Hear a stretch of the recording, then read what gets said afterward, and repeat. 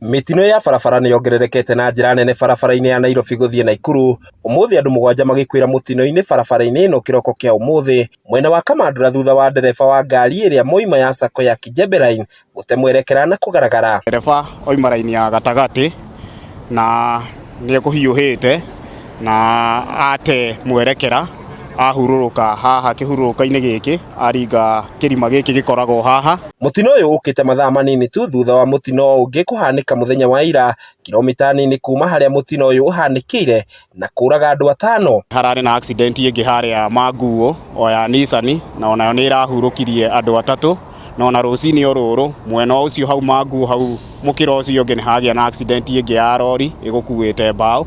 Nĩ barabara ĩkoretwo na mĩtino mĩingĩ. Agĩkindĩra ndeto ĩno abitha wa borithi gĩcigo-inĩ gĩkĩ Mĩrĩ Gaciĩ nĩ ahoete matereba kũgacĩrithia mawatho ma bara. 5 female adults died on the spot, all together with 2 juvenile. Alongside, all together we have got 4 more that sustained serious injuries, including the driver, and are receiving treatment at Tigoni Level 4 Hospital.